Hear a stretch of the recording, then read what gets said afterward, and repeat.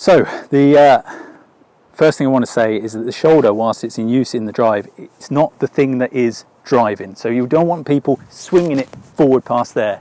The shoulder is not a swing, it is driven by the body. So the body comes forward and drives it forward. So it's basically, when you're coming forward, it's locked almost to the body and then release and follow through afterwards.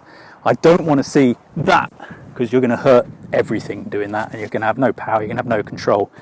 On the backswing, it does come away slightly, so that's fine coming away there, but as it comes forward, it's the body turning that brings it back in, which is also going to have something about the elbow being far out, and we'll come to that in a minute.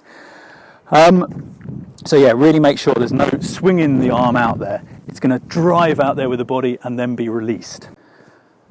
Another thing we don't want to see is it's almost like a reverse W position. I don't quite know how people get into this thinking it's going to be a good position to drive, but it's where the elbow's up there above the disc and you're coming down in. Your elbow's always going to be behind, or you're doing something funky to then get in there.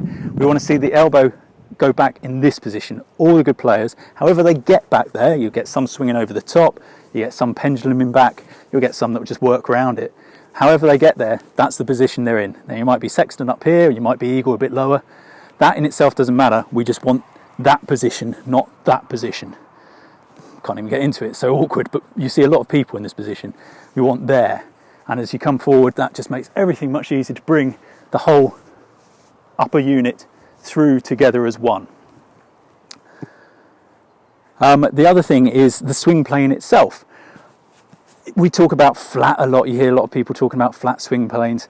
What we don't really want to see is absolute dead flat from here to here. Your natural swing, especially if you're crouching over the disc, which you will be, it's going to go up a bit and it's going to come down. So your lowest point is about where the hit happens, and then it's going to follow up and through afterwards. And it is fine to go up, down and through. That is a natural swing pattern for your body. That's how your body wants to swing. Let it happen. You're going to get the most power out of letting your body do what it naturally wants to do rather than trying to fight it. So at this point I'm going to mention T-Rexing, which is something that Scott Stokely talks about a lot in his clinics. And he's absolutely right on this. There's a myth that goes back in the disc golf world that you should keep your elbow tucked into the side, and I've spoken about it in one of the drills we've done earlier. It's a total myth, and it's totally provable. Go and watch any video of any top player and their arm is not like this the whole way through. This is what Scott Stokely talks about with T-Rexing, keeping the elbow there. At the backswing, they're well away, so they might be up there with Nate Sexton, they might be eagle much lower, but they're away from the body. Now this is the bit where I think this has come about from, because you see people trying to lock themselves there the whole way. I think it's come about from people saying you should come in close to the body. Now that in itself isn't necessarily correct, and we'll just disprove that one in a second as well, but there is some logic to that. So it's all about getting that elbow out in front and coming away there and then in close and through. Now where that's absolute rubbish is if you look at Eric Oakley, a very good sidearm thrower, or Scott Stokely himself, who's a former world record holder with a sidearm. They are out, when they're throwing, they're out here somewhere. There's one key thing you're going to see in every single player's form. We've talked about it before. The one thing is the elbow has to be in front of the wrist. That, if that is done, doesn't really matter where you go, whatever is comfortable for you to get the longest swing. Scott will say it's got to be out here. I disagree there somewhat. One of the longest throwers in the world currently is Eagle McMahon, and he comes in really close there and then extends out again. So he's right over it, and his elbow does come in close to his body on the way through. So there's no right way of doing that. The only right thing there is keeping that elbow in front of the wrist. If you get behind it, that's when you're going to get into problems. You're going to lose power, you're going to lose control, and you're going to hurt yourself. But getting your elbow there, if you see the snapshots of players in the drive, it almost looks like they've broken their arm. It's at such a weird angle as it comes through. It's all about getting that elbow through and out. It doesn't have to be tucked in here. It can be all the way out here. My own personal opinion is you do get the most potential power with more width. So if you get your body over the top, more width, because you're going to get more sling, more leverage on it. Although the way Eagle's skinny little arms work and his whole frame, he managed to get this incredible whip from back there where everything comes through together. But T-Rexing, it's something you'll hear talked about, and it's something to absolutely avoid. We don't want to see it like this the whole way through. That elbow is going to come away. We just want to think about the elbow. which will take us into our next drill that I've had great success with over the last couple of years with everyone from beginners through to better players. Lastly, on body positions, I just want to talk about where players are and what you'll see. So you see some like Eagle, he will have this massive last step and he'll be right down here when he's throwing. It's not something I'd recommend to begin with. I'd certainly get your stance more just outside of shoulder width when you're doing this to start off with, but it is certainly worth getting yourself over the top of the disc, so your head's almost over the top of the line of your elbow coming through.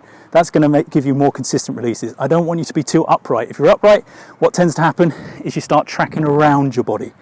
By getting over the top of it here, my hips go backwards, my body gets over the top, and it creates room for my elbow to come through on this line that we want to see. So it creates this room to come through here instead of more upright. You're round like that. What I want to see as well is just getting the toe in frame. As you're coming down, this again, everybody is doing the same thing, so you've got to assume it's right. Heel, toe. When toe strikes, that's when everything comes forward. So it's heel, toe. It's not trying to go toe, because then you're going to tip over the top. It's heel, toe, and that pulls everything together. So it's that motion, heel, toe. As that foot's going forward, that's coming back. That's the timing of it. So, on to the drill. You may have seen on the floor the discs sitting here behind me and wondered what on earth I had those lying out there for.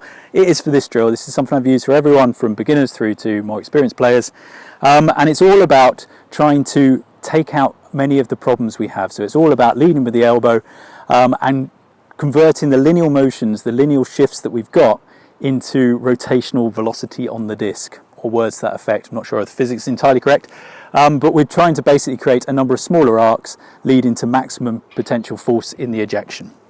So what I wanted you to do is very simple. It's getting a few discs lined up, so your front one is about where your front foot's going to place, and the back one is about where, so it's 3 discs in a row, sorry, the back one is about where your elbow will extend out backwards to. And all we're trying to do is, standing over the middle one, with our elbow over the middle one, is step forward to the front one as our elbow goes backwards towards the back one. Now it's not going to get over the back one, but it's towards. It's getting in your head the idea of this line. So we're going to go forwards with the arm going backwards.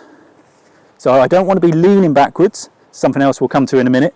I want to be going forwards with my front leg as my elbow goes back. And then as my front leg comes down, so it's going to hit heel to toe, I want to then bring the elbow through. I'm not trying to think about the disc, I'm not trying to think about anything else. I'm just trying to bring the elbow through on this line, towards this disc. It's not going to get over it, but it's towards that disc. Now you can do it at whatever depth feels comfortable, so if it's slightly further out there. But what I want to see is the elbow going backwards up this line. I don't want it to see it going around here. I don't want to see it coming over here. I want to see it going back up the line, down that line. So it's up, and really focus on your elbow here, nothing else, just elbow there. So elbow, drive down, and just get that going a bit quicker. Get your body over the top of it and make sure you're braced into the front side as it all comes through. So elbow down the line, looking from the side, that's why I've got them this way as well. So it's foot forward as the elbow goes back, and then body up against here with the elbow coming forward down this line. And I've had great success there of stopping well, actually what I call rounding in the sidearm. You have rounding in the backhand. I think you also have rounding in the sidearm, where players will come off line back here and then try and spin at it instead of bringing everything forward on the line.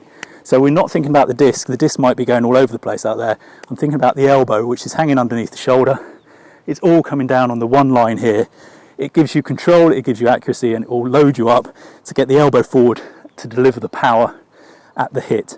It's been a great drill for me, this. It's really worked so well for everyone I've used it on, from, as I say, first time players through to current British champion I'm trying to work with on this one at the moment. So yeah, give that a go, and hopefully you should get some really good results for that. All about getting the elbow out in front and pushing it down that line, not letting it swing around off left and right. And this is, you will see it in all top players' forms. They will not be over here, they will not be finishing here. They're back, down, so they're not turning away. which is the next thing we'll come on to with the body.